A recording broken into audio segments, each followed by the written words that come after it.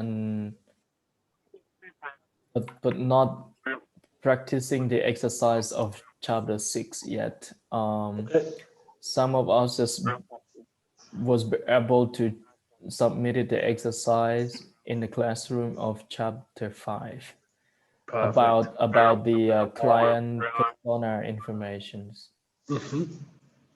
Really cool. But not sure if it is perfectly correct or something. Need your Well, guys' we advice. can discuss that. We can discuss that. So I've not had a chance to check that yet. So we'll take a look, and then we'll get back to you guys. In the meantime, we can certainly discuss it in this session.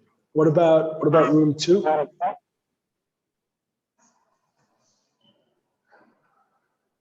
Room 2. Bong Visna. Oh, Chuna, yeah. Okay, Bong Chuna, go ahead. But I could not hear you, Bong. Hello? Actually, Chuna is in room 3. Oh, sorry. Yes, yes. Okay, Bong Visna then. Okay, yeah, sorry, I didn't notice I'm in room 2. Actually, we are have been through chapter 6 actually, but we not yet start to do our exercise. But we are stuck. Yeah, I can say stuck is really hit edge right now.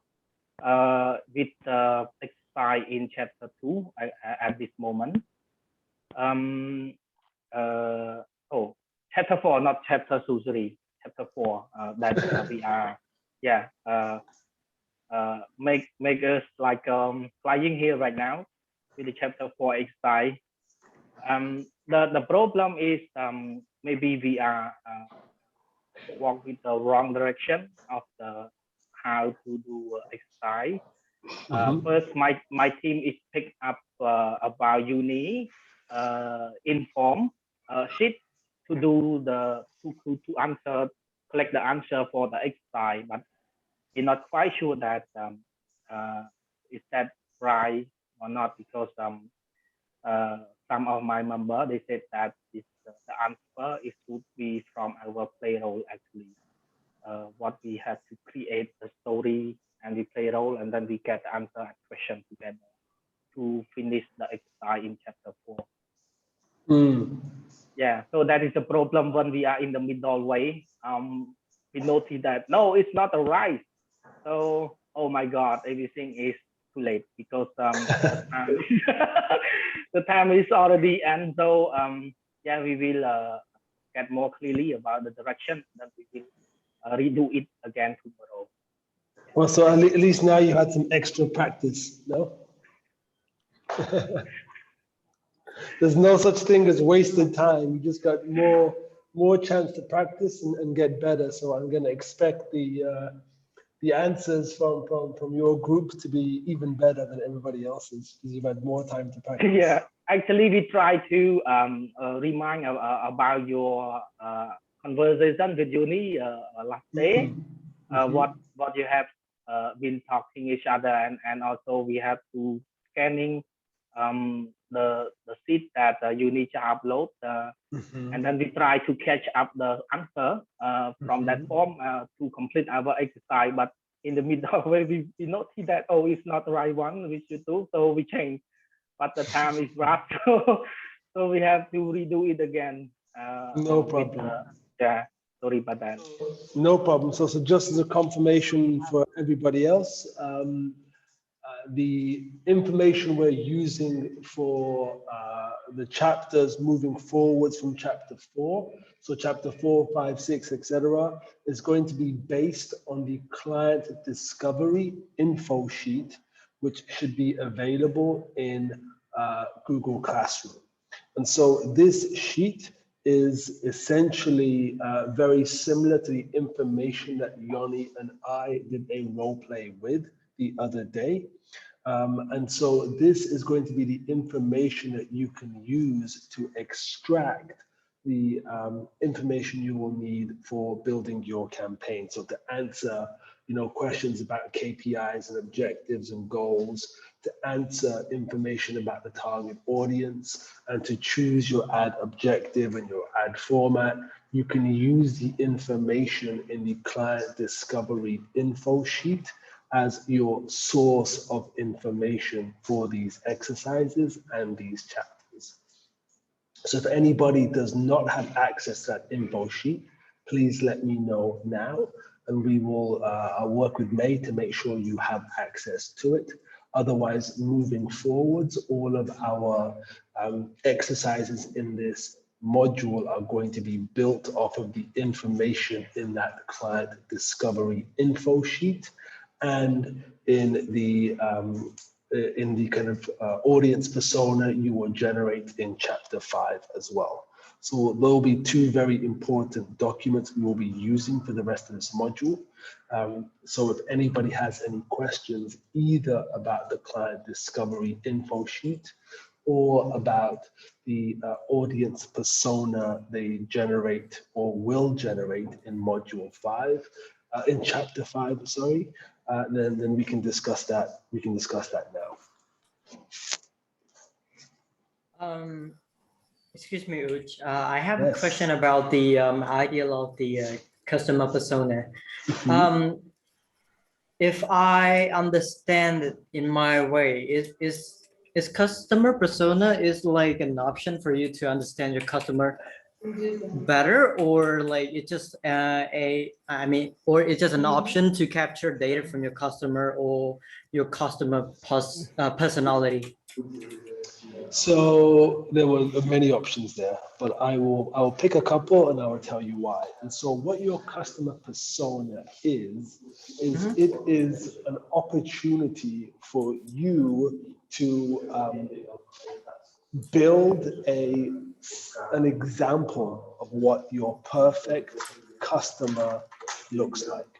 And so the information that will help you decide what kind of person your ideal customer is will come from your client discovery session and other information you know about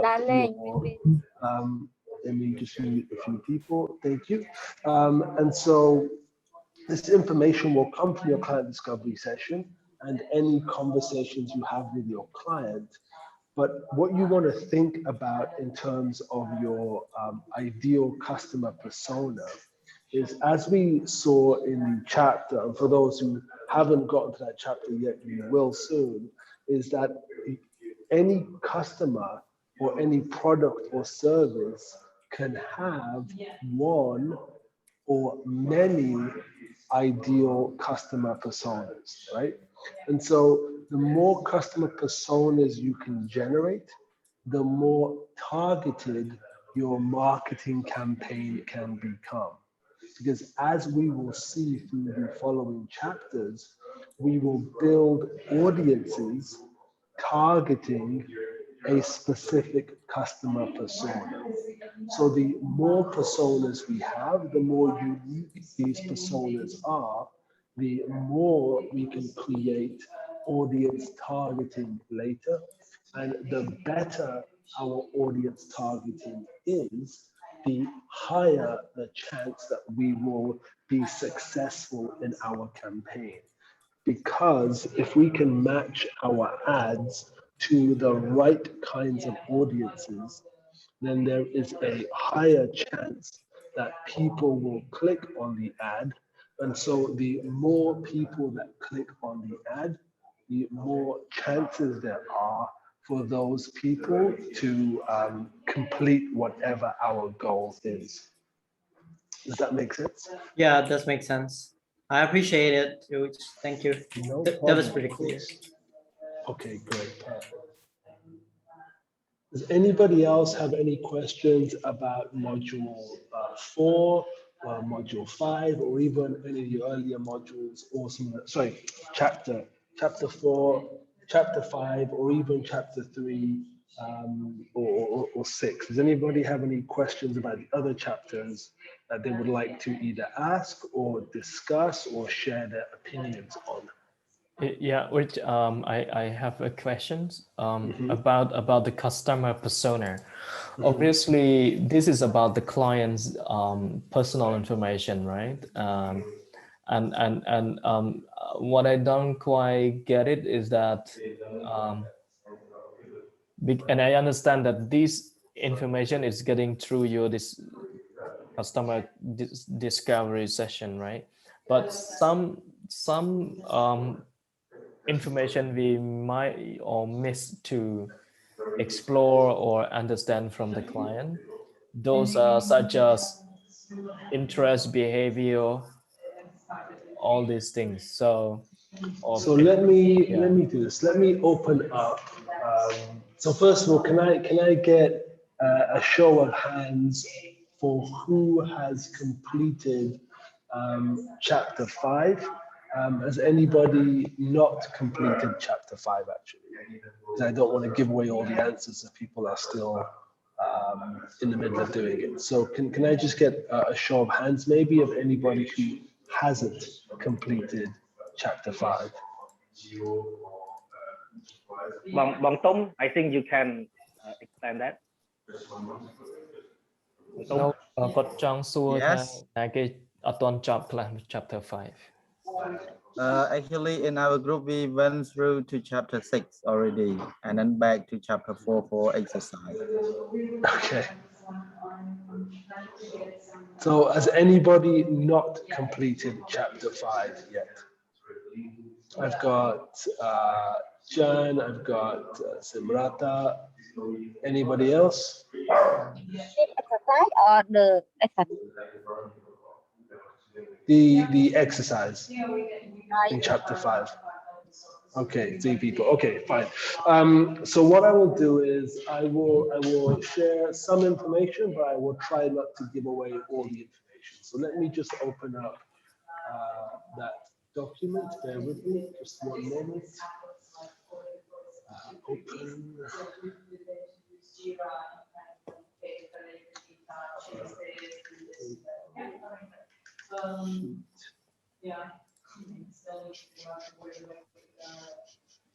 Okey-dokey. Let me just share my screen.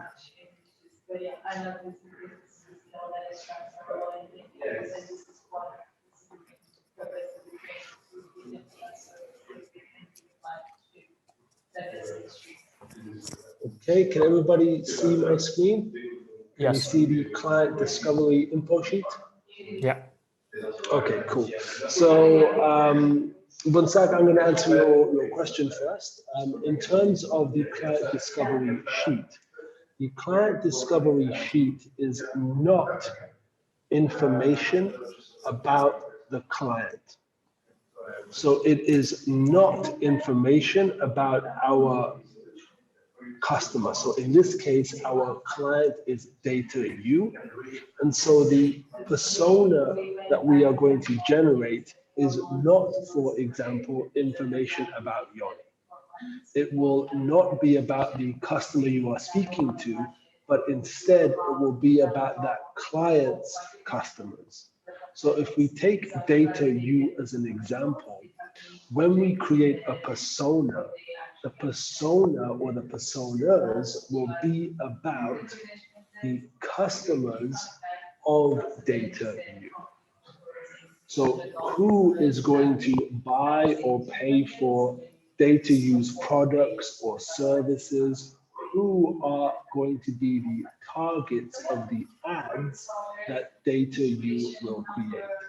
And so a persona is more about the audience that you will be targeting with your ads, not about the client who is paying you money to do the marketing for you. So what we will do by using the personas and using the persona worksheet that we have is we will be able to, it's a tool that we will use to create a number of personas which will make our targeting easier. So let me just open up Classroom. Bear with me. It's here.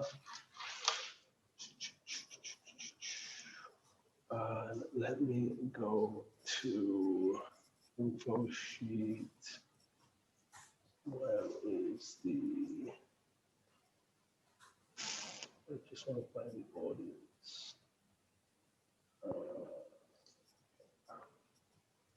Yeah, here we go. Okay, so looking at the ideal customer persona sheet, that's interesting. Who's filled this in?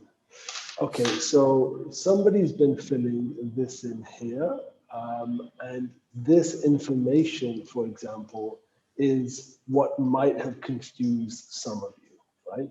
And so I'm not sure who put this in, but let's delete that. Fine. Let's delete that, and let's delete this, and let's delete this for a second. Because what we are not doing is we are not filling in the information about Yoni as was in here. So whoever put that information in may have confused a lot of people, but that information was not supposed to be part of this template. And so if you think about, if you go back to your notes on chapter 5, what we're saying is that the persona is going to be a fictional character. It's somebody that we are going to invent, a fake person. And we're going to give this fake person a name and an age and a gender and all this information.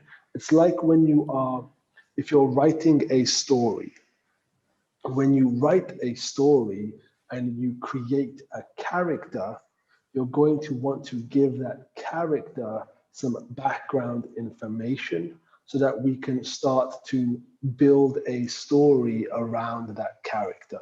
That is what this persona worksheet is helping us do. It's helping us build a background to this character that we have made up to help create some kind of audience targeting information. So let's take a look at some of this stuff. And so in here, we can make up some names. So let's say this person's name is going to be Riti Vor, let's say, right? Or probably Vor Riti, depending on how you, if you want to put the last name first. And so there's this link here that we can use. And this link is just, again, it's not particularly important, but this is just a good place you can go to get some fake profile pictures to help your personas feel more real. So this guy looks like a Riti. So I'm going to copy this image. I'm going to come back into here. Okay, so now we're creating a new persona for somebody called Riti Vor. And so he is going to be, let's say, 24 years old. But before we start filling this in, let's go back to our information, because our information is what we're going to use to build this persona. So has everybody read the client discovery sheet? Yes. Can I just, okay, cool. So in this client discovery sheet, there's lots of really useful information for us that we can start to use to build our personas. And so if I look into here, for example, so about the applicants. So if you look here, this is information about the company, right? And we'll use this information in later chapters when it comes to creating the text that will go in our adverts, right? So this is really useful information that we've captured about the company itself and some of the reasons why people might want to join the program. This, what we're looking for, this is really useful information to help you understand the goals and the objectives and therefore the KPIs that we can pull out from this information. I won't tell you exactly what they are because I think a lot of you need to redo this exercise, but this, what we're looking for, this is where you can start to pull out information about the goals and the KPIs you will need. And you can tell that based on some of the information here, right? And so it's telling us things like, we'd like more people to become aware of our training academy. We'd like them to get in touch with us. We're very active on Facebook Messenger. And so it says things like getting more messages to our Facebook Messenger would be a great way for our team to begin reaching out to potential applicants. So all throughout this paragraph, there are very useful pieces of information we can use to determine what our goals and what our KPIs are. But let's look more importantly at this section now, which is more about the audience, and it's more about the information we can use to build our personas. Now, if you remember, when I was talking with Yoni in our role play, I started to ask her about her audience. And I said, tell me about your typical applicant. How old are they? Did they go to school?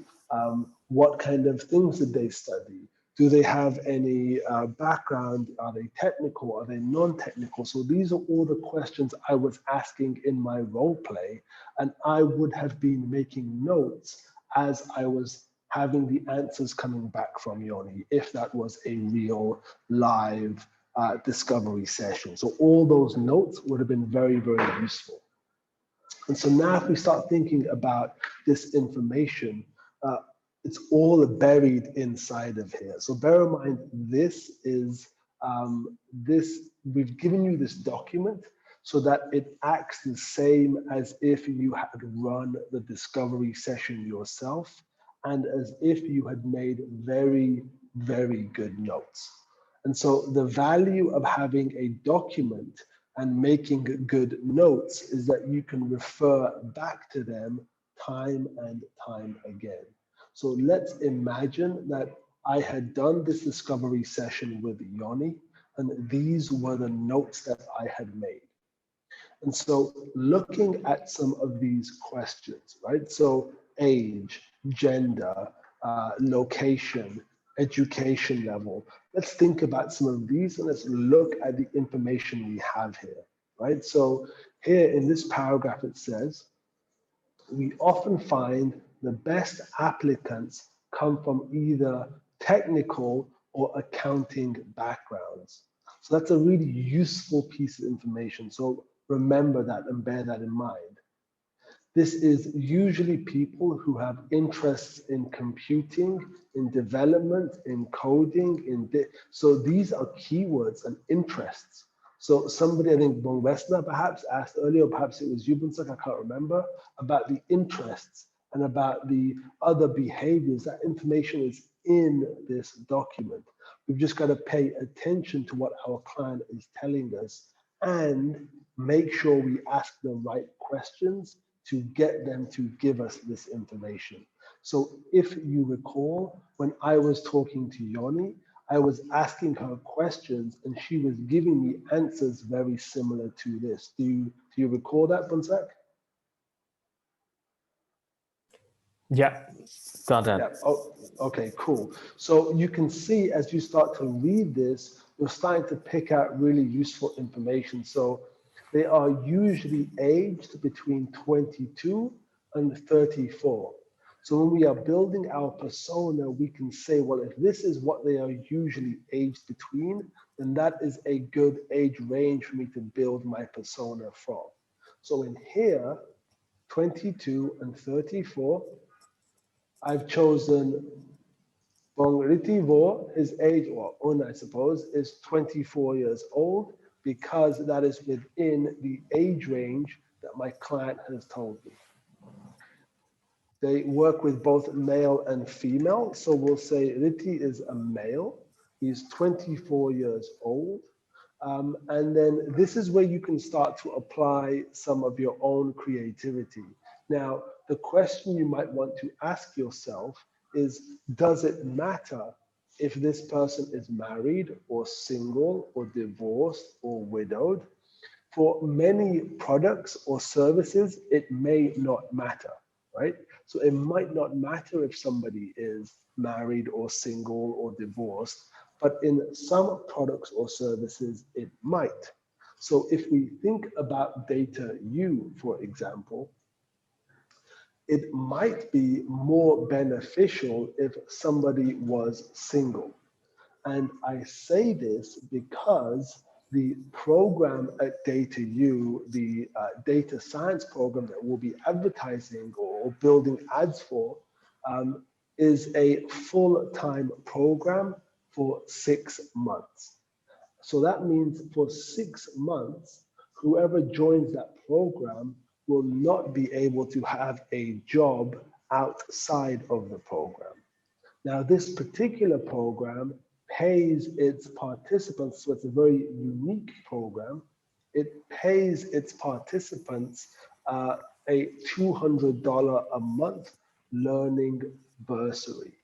But $200 a month might be enough for a young person to survive on, but might not be enough for somebody who is married or who has kids to look after. So you need to think about the product or the service that you are advertising and ask yourself, does it make a difference? Could it make a difference if this person was single or married or divorced? And if it does, then maybe we should create a different persona for every use case that matters. So if Riti, for example, was single, but we know that actually married people might need a different message, then we might create a second persona for somebody who was married. We might create a third persona for somebody who was single but was female. If we think there is going to be a difference between the way we would message a female customer versus how we would message a male customer. And so every one of these personas, you can think of it as being at least one different ad, right? So persona A is going to receive this first ad. Persona B is going to receive this second ad. Persona C is going to receive this third ad, and so on. So each persona is an opportunity for us to create a different ad and a different ad message, which will speak specifically to this persona. And so again, we can go through and we can start to fill out this information. So Riti, for example, might be based in Phnom Penh, but he might be based further afield. So let's look at some of these bits of information. Does it say, for example, anywhere? So it's an in-person full-time course is what it says. So the program is full-time from 9 a.m. to 5 p.m. So it's typically suited for those who do not have a job right now or who are willing to quit the job to join the program, as many of your students have. In terms of location, let's see, what else do we have here? So we're not seeing specifically anything about location, because perhaps we didn't ask that question. Maybe we should ask that question to our client. But because we know it is a full-time program and is in person, it might make more sense for our persona to be based in Phnom Penh. Otherwise, they would have to move from Phnom Penh and come to live in Phnom Penh in order to do this course. But equally, if this person was based in Siem Reap, the message we give to Riti, who is based in Siem Reap, might be very different to the message we give to Riti if he was based in Phnom Penh. Do you understand the difference of why we might want to have a different message for somebody in Phnom Penh versus a different message from somebody who would have to leave where they live and move to a different city to join this program? Can I have some thoughts from the room about why we think we might need to create a different message for somebody who lived in Phnom Penh and a different message for somebody who was going to have to move from a different province to come and live in Phnom Penh while they were doing this program? Can I have some thoughts and some ideas from the room? Yeah, I think reason should build a different message for different people from different location. It's just that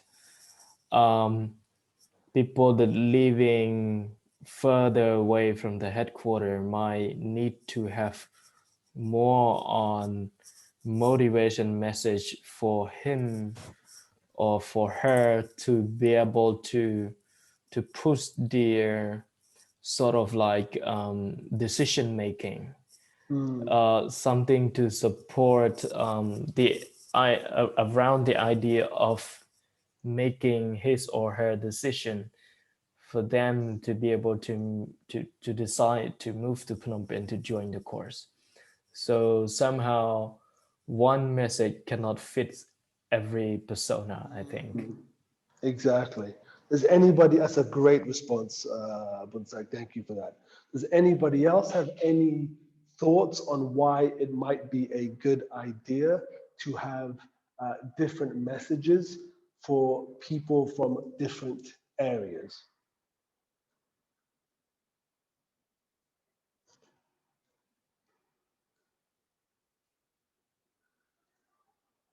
Anyone would like to volunteer to answer?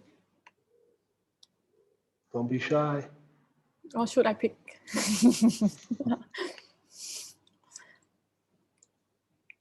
Okay, it's not an easy question, so I will give you another reason why it could be a very good idea to have multiple messages. And I want you to pay attention to this answer now. So Bunsak's answer was very good. It's a very good point to think about the motivation required. And so people who are expected to do more will need different messages from people who are expected to do less. But there's also another very important reason why it might be a good idea to have different messages for people from different cities or provinces. So if you think about Facebook, there are going to be lots and lots of ads and posts and other things that your message, your ad has to compete with. Right? So as I'm scrolling through my Facebook feed, I will see lots and lots of other things that are trying to get my attention. Your ad's job is to get my attention best, right? Is to stop me and let me, or stop me and get me to look at your ad so that I can engage and I can interact and I can hopefully do what you want me to do. So if I'm living in Siem Reap, and so we will see in later parts of this module how we can use Facebook targeting and how specific and how highly targeted we can get with geography and location. And so Facebook allows us to do some very, very targeted marketing on people based on their location. So for example, I could create an ad which was targeted just for Siem Reap. And I could, in the message of my ad, in the creative, in the visuals, I could say the perfect program for Siem Reap, for people in Siem Reap, right? Or I could use the word Siem Reap in the message so that people are more likely to stop. With Facebook, we can go even more specific than that, and you can pick very small locations inside of Siem Reap. And so, if there was a neighborhood or an area inside Siem Reap that I wanted to target, I could use that name very specifically in my ad. And suddenly all the people from that location would feel like my ad was specific for them because it was mentioning their area very specifically. So using different ads for different locations. So I could have, for example, a different ad for Bante Niche, or I could have a different ad for Battambang, and I could have a different ad for Phnom Penh, and I can have a different ad for Kep or Kampot or wherever I wanted to. And so I could have the same goals, but I could target them very specifically based on location. And so the people in those locations are much more likely to click on the advert if it feels like it's more personal to them. Right? And so this is where having personas becomes very, very useful, because we can start to build targeting and we can start to build our audience matching based on very specific criteria, based on very specific information about potential customers. So that's why having the location is really interesting, because for every new ad we are going to create, we can create a new persona and we can create a new story around that. So for example, the people in Siem Reap is or was a very big tourist destination. After COVID, tourism has completely fallen off of a cliff, right? So there aren't any more tourists heading into Siem Reap at the moment, which has meant things are very tough for people in Siem Reap. And so this could be the messaging we use could mention things about COVID. It could mention life after tourism, right? And so we can use all of that in things like our frustrations, right? So our frustrations could be something like lost his job in tourism, right? And so he could be very frustrated about that. He could be frustrated about struggling to find a job with his tourism skills, right? And so these are things that are going to be, frustrating Bongriti because of where he lives in Siem Reap, right? And so his income could be maybe, I don't know, $300 at the moment, right? And so one of his frustrations could be wants to earn more money, right? And so these are all frustrations that he has. And remember, we are inventing this character. So we can be as creative as we want to in their frustrations and their goals, right? And so the goal, for example, here could be, earn more money. Earn more money. It could be, let's make these some bullet points. It could be retrain with new skills. It could be, I know, make more friends, right? It could be anything we want it to be.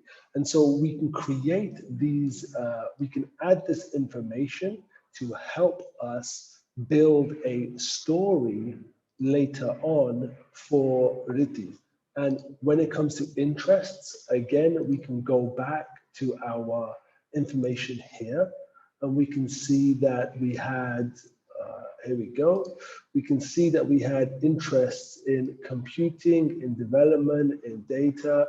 And so, maybe Riti is interested in data, right? Maybe he's interested in data. Maybe he's interested in, I don't know, we can pick any number of things that we think he's interested in, which would be relevant to this program. And so do you see how we are starting to build this persona? And again, I don't want to give you all the answers because I want you to do this exercise again and submit your answers with your story and with your interests and everything else so that we can review them as a team. But are you starting to see how we build this persona based on the information that is available in our client discovery information sheet? Does everybody see that? Yes. Okay, so I was talking a lot there, so I'm sure there's going to be questions or comments or thoughts. So who's got questions? Who's got comments? Who wants to share some ideas with us about what we just went through?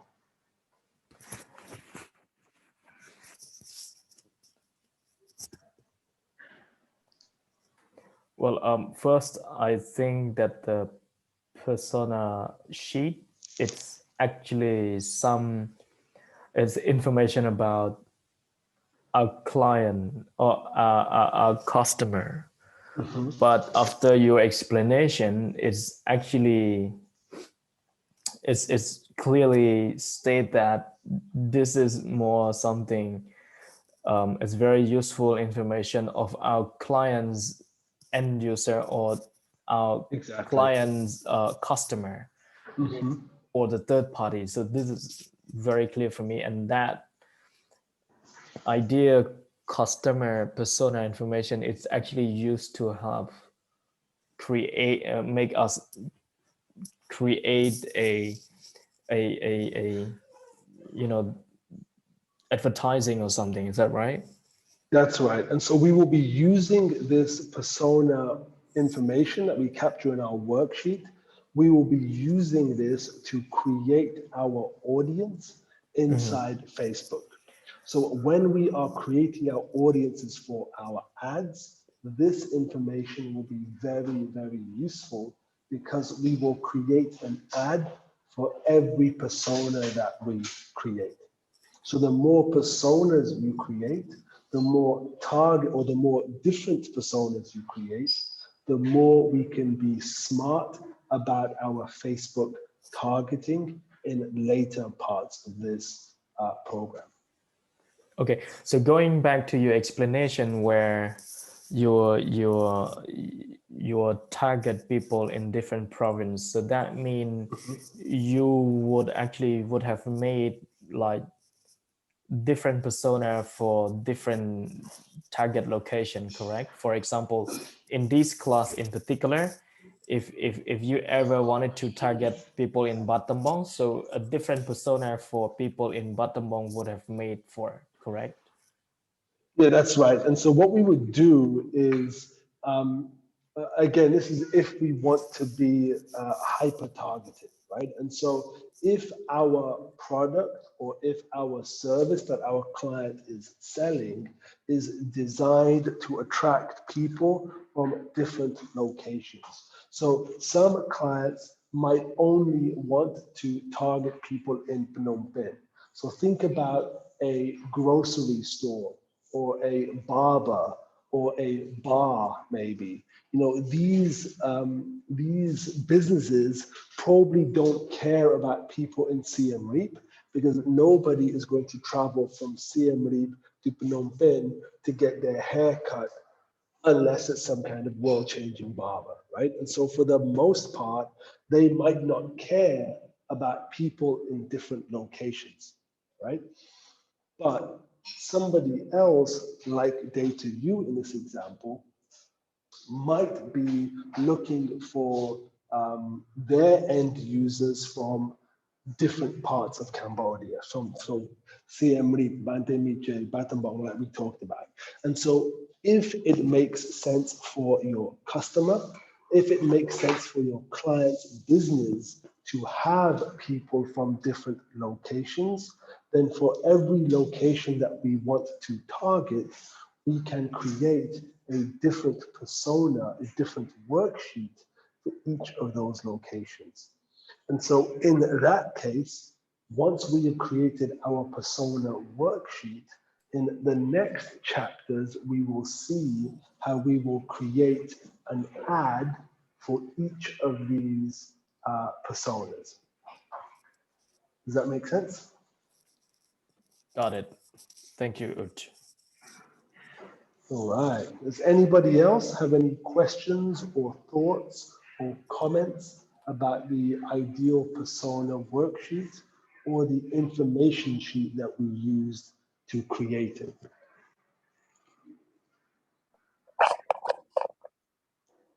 Father, I'm clear about this. Thank you. Okay, awesome. Can I just also get maybe a show of hands about, based on what we've just said versus what you thought it was before we had this Q&A session, who now thinks they need to go back and redo the exercise in chapter 5 to create their personas again after we have clarified what we want to see from the persona? So can anybody, can I get a show of hands about anybody who now thinks they need to redo the exercise? I think me, Yeah. because I was made it wrong, Lee. Yeah, I'm seeing a few hands. Yeah, and indeed, it's a total different understanding. I mean, we read through the chapter and modules. It's just that my perception and my group personally were kind of like debating what exactly the information that we need to extract and put in the persona. What we will understand is completely different. We were thinking more direct to the our client directly, did not realize that it's the third party, which is the end user or clients of our customer. So maybe what we could do is we could turn this into ideal end customer persona. Maybe something like that. What else could we have done in the information in that chapter to make it more obvious what we wanted to see? Can I get some suggestions about what we could change in the documentation to make it easier to understand that this is about an end customer, not about your client? Bong Visna's been quiet, but I would say from my side, what would be nice to sort of like, at the, every ends of the chapter, there's like instruction, like, okay, head and go and do the exercise and stuff. Maybe we can a little bit more specific, because we were thinking like, okay, using whatever resources, information that we had from the previous chapter to do this exercise, to do that exercise. But maybe my English level are not that yet, but it's just that I more think of like, the use the info sheet, but not the end client or end customer. Yeah. I don't know. Okay, cool. Yeah. It's just information for us. I mean, like, I think from our perspective, we are always trying to make this better for you and for everybody else who's going to follow you as well. So it's a good practice for us to ask questions, because you essentially are our client, right? You're our end customer. And so this is a good practice to have, is to always be asking questions, to always be able to refine what it is you are providing as a service to either your clients or to their end customers. Obviously, every modules or chapter, it's very well explained in a way for us to understand like each and every single steps of how to do this efficiently. Just that the exercise section, I mean, for us is very new to that. So, just that. Otherwise, perfect. I mean, Okay, awesome. Yeah, actually, it's not just Bonsa team. Even in my team, also we were confused as well. We think that this is a PII or something like a personal ID, something like that at first. But we have one of my member. They try to hold our hand, and then oh wait, we have to clarify or what we're going to do now by read. We have the ball read or twice time read the description of the chapter, and then we noted that oh it's not about PII or personal ID. It's some kind like we have to create some persona by our own creation, especially when we create the campaigns. We can create in it differently, like you were explained before. So actually, we can create many different persona at last. So yeah. So first we are confused as well. But after that, we try to double read many times, and then we get okay, it is clear. So and also now we got very well explanation from you as well. So right now we are 100% sure that okay, it's the correct way. It's not PII or personal ID. Yeah, thank you. Perfect. Perfect.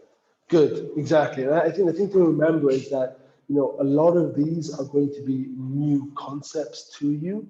And so don't feel embarrassed or don't feel afraid if you do not know how something is done, because it's only by asking questions either of each other or of us as instructors that you will learn how to do something. And then once you understand how to do something, once you start to do that thing more and more, you'll become experts in this yourselves, and then you will be able to teach other people how to become experts as well.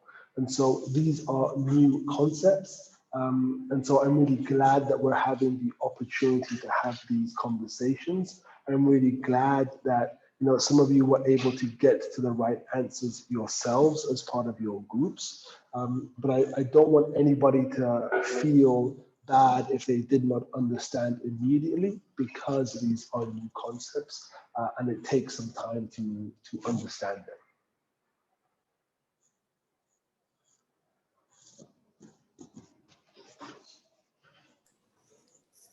I see Bong Rata raising hand.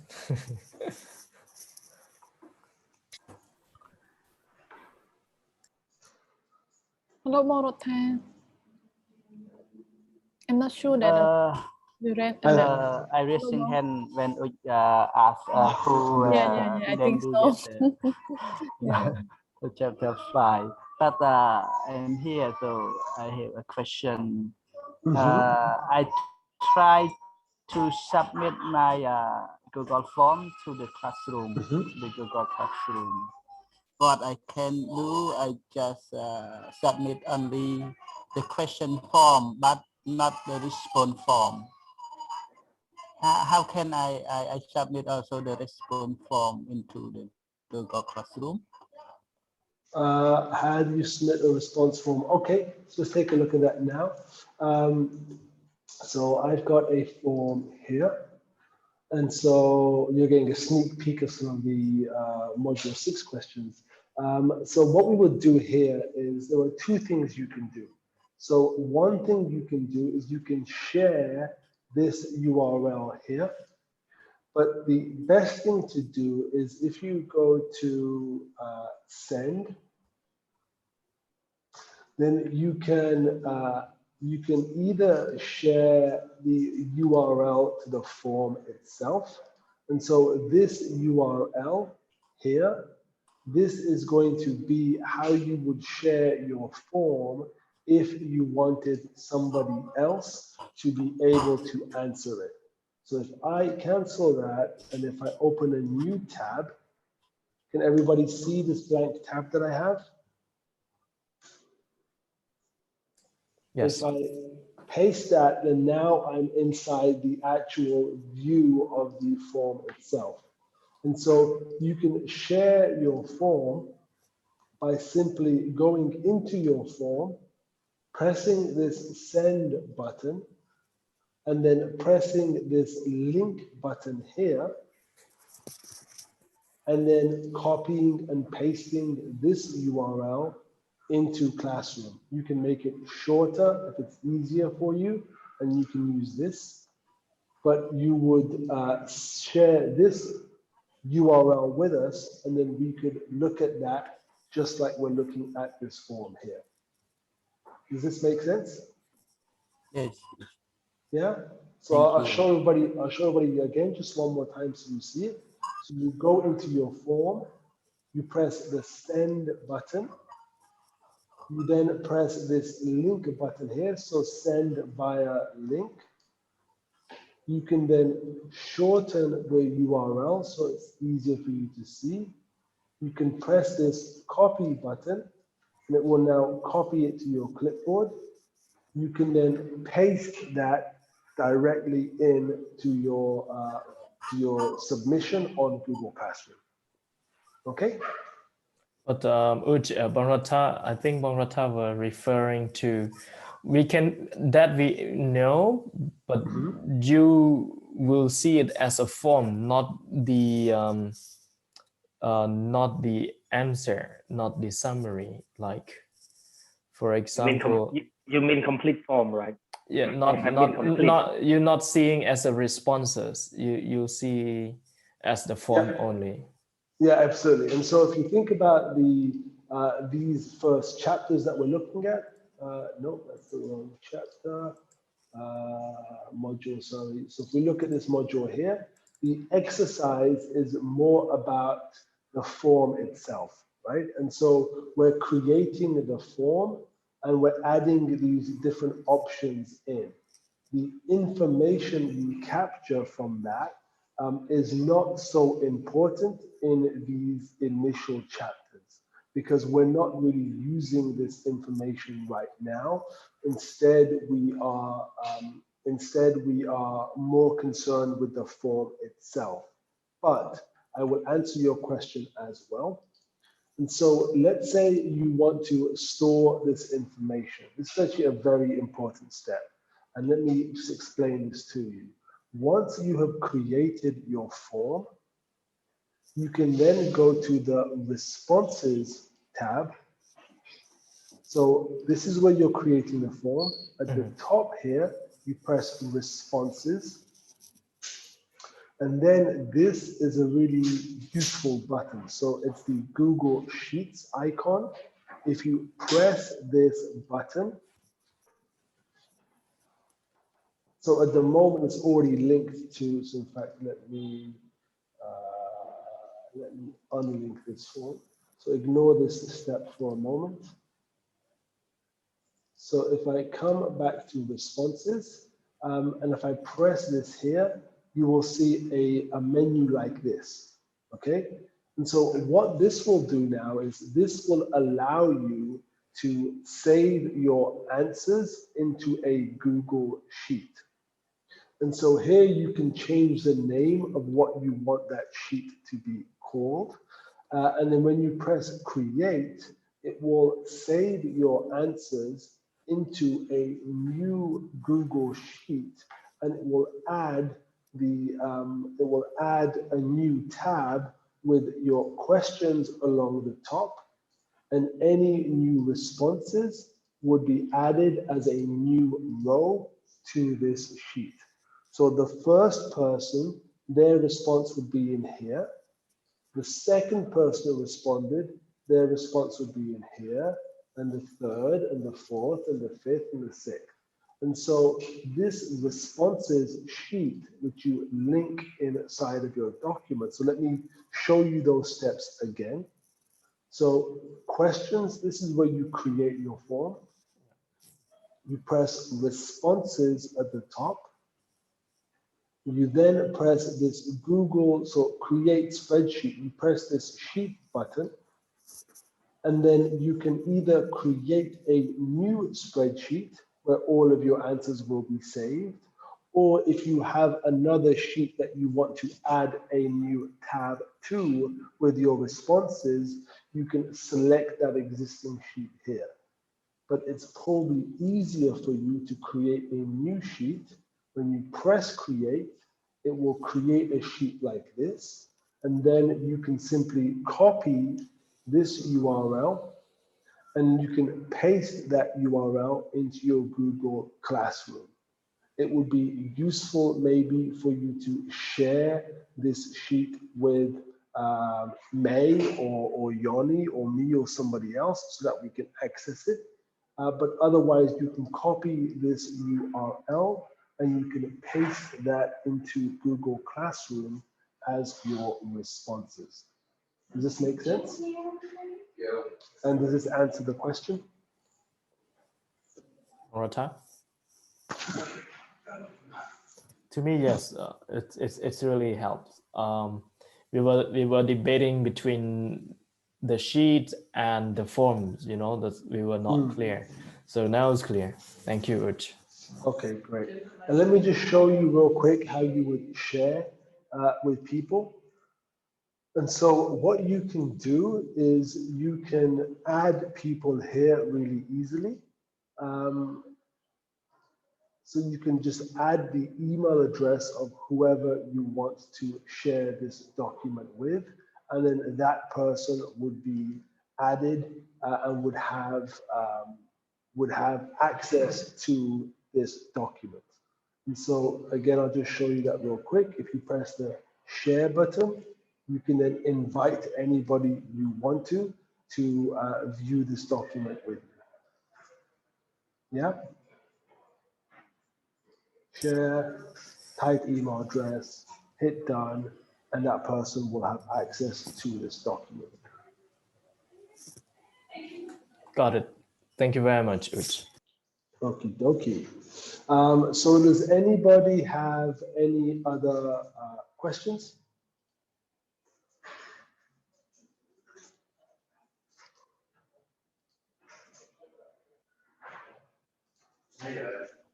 So it just clarify that actually in the exercise 4, they mentioned, the cohort mentioned that we have to submit the complete form to the Google.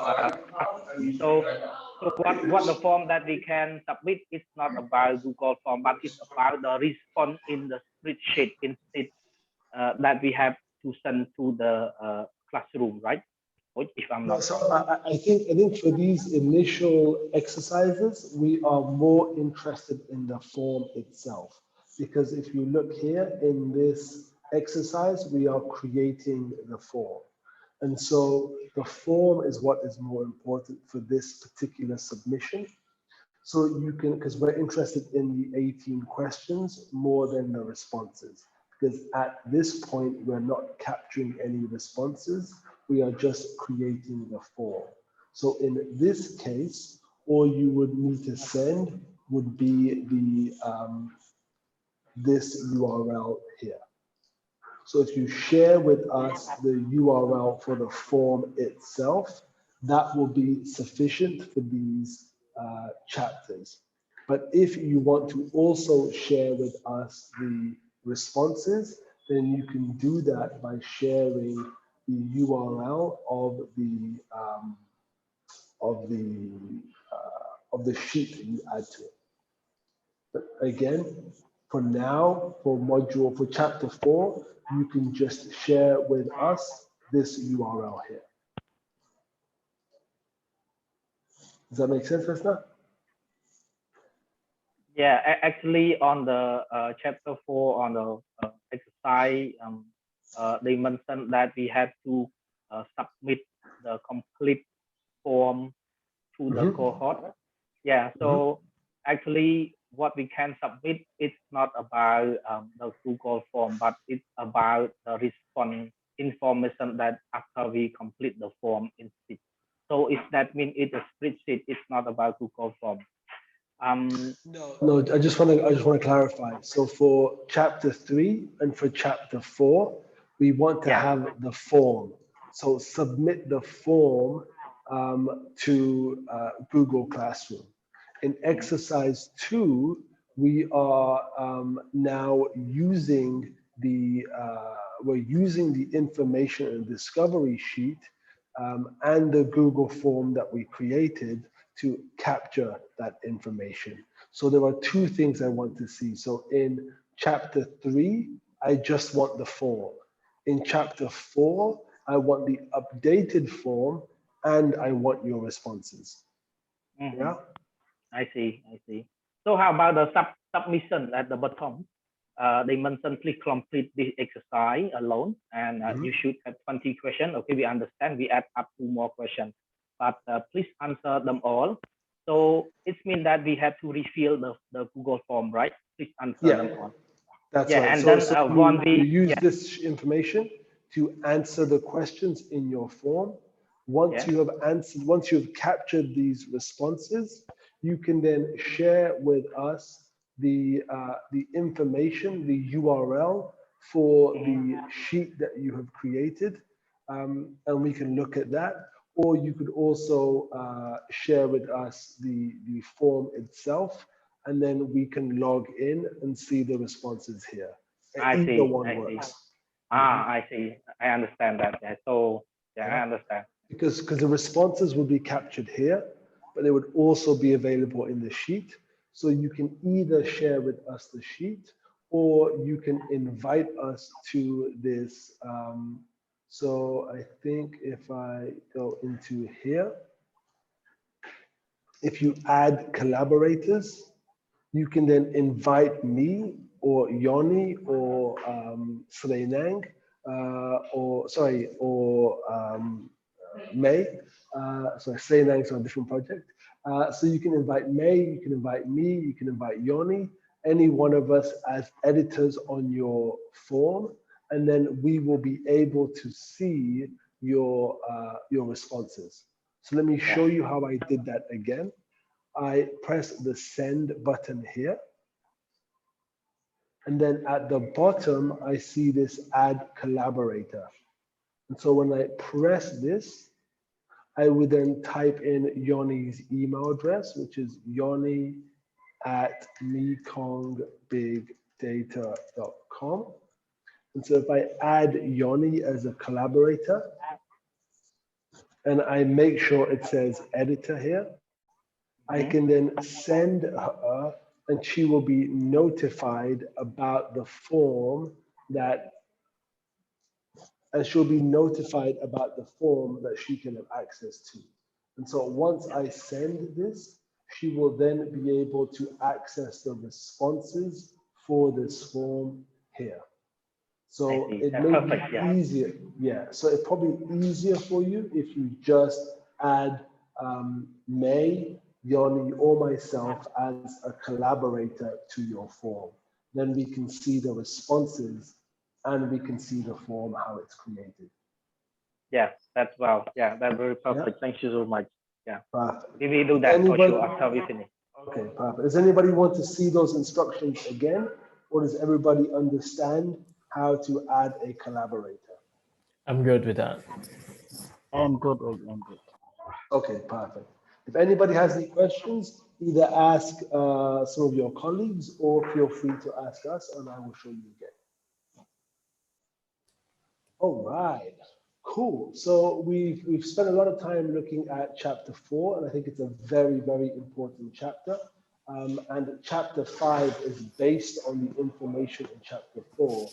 But does anybody have any other questions about any of the other chapters, or indeed anything we covered in these chapters?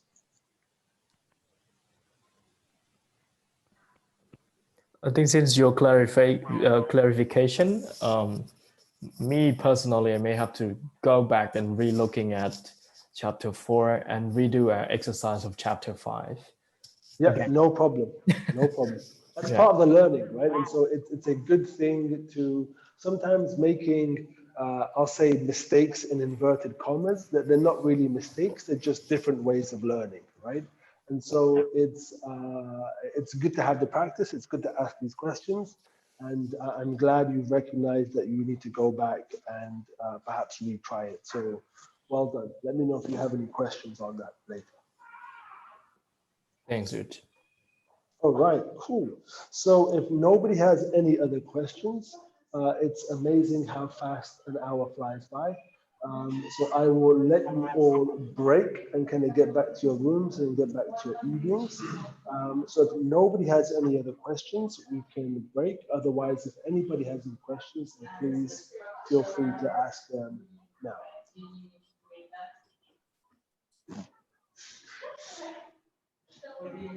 No? Okay, May, I will leave it in your capable hands Yep.